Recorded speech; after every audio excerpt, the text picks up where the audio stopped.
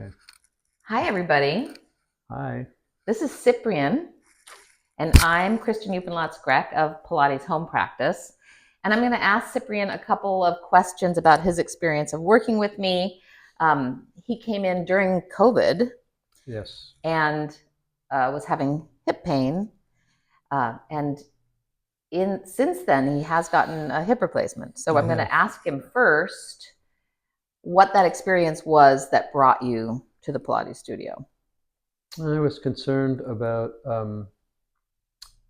loss of mobility, and it had just become more uncomfortable, moderately painful to walk. Yeah. And I wanted to see, I was told I had osteoarthritis, and I also discovered that a lot of people with osteoarthritis don't experience a great deal of pain. And so I wanted to see if there were things that I could do to experience less pain. Yeah.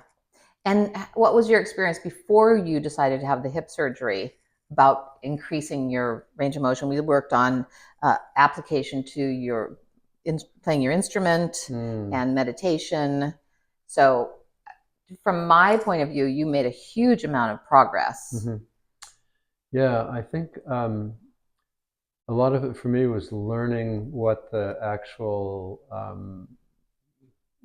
what muscles should be doing their job and weren't, and Right. what muscles were overdoing their job. So a lot of it was just learning how it all felt internally, to the point that I thought I've probably done as much as I can to build up the strength to hold the joint together correctly. But there's only so much that I could do because of the degeneration to the cartilage Yeah. in the joint. And it was a difficult decision to decide on the surgery. No, in the end, it was easy. In the end, It took you a while, but yeah. once you made the decision. Well, I wanted to explore it as much as I could Yeah. without committing to the surgery. Right. And at first, I didn't have the concept of the joint of having degenerated. I just thought Yeah. I had arthritis, which means inflammation. But then when I got the x-rays of the joint and I saw I had no, it's cartilage, right, in the joint. Mm-hmm. I had no cartilage in that joint at all. I thought, oh, well, okay, so that's not going to come back. Yeah. And at that point, I began to search for a surgeon. And then after your surgery, you did some physical therapy. Yeah, well, they gave me a little bit of physical therapy, but it was pretty. Actually, the exercises, the strength building exercises, I still do because I thought they were useful. But yeah, they don't have the nuance that the Pilates approach has of really looking at the small muscles that are involved in your gait. Yeah. Yeah. And for me, what's really important is what is your unique pattern based on the way you move and the way you live, yeah, and what your pain experience is. Yeah.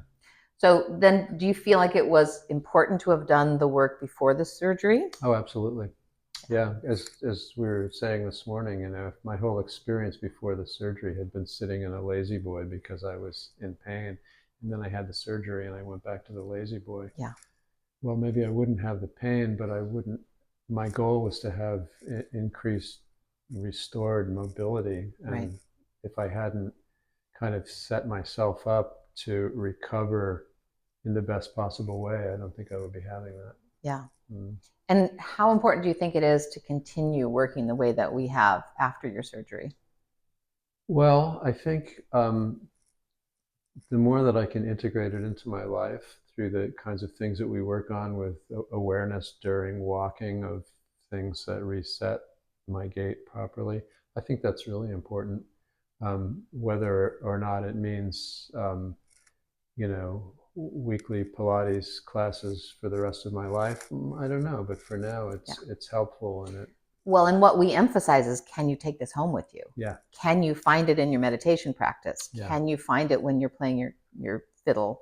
Yeah. Can you find it while you're walking? Yeah. Can you find it while you're walking up and down your stairs? And that's been really helpful. I think since I had the surgery, I've been walking more and more extensively every day. Yeah. And a lot of that time I'm paying attention to the things that we do in class because they really help me avoid pain and walk with comfort.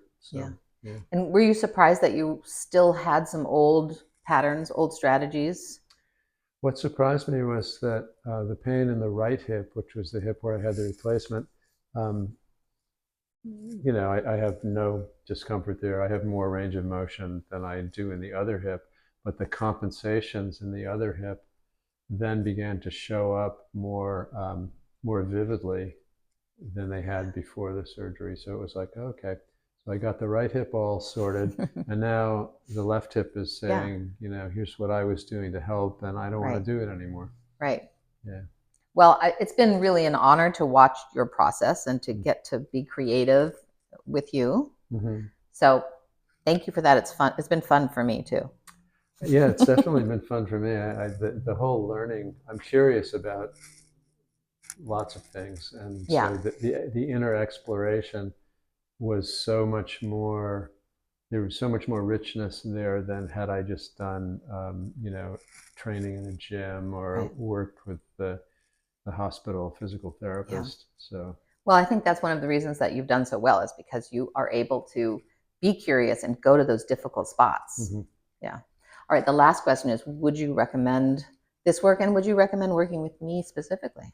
I totally would recommend working with you. I mean, I don't have a lot of experience with other Pilates teachers, so I'm kind of lucky that I found you, that you were the person that I ended up with. But I feel like your style of inquiry is really compatible with mine, and I would totally recommend it to anyone that's preparing for surgery because you'll have such a better knowledge of what is working and what isn't working to start with after the surgery. Yeah. Great. Thank you, Cyprian. I You're appreciate welcome. it. Yeah. Thank you.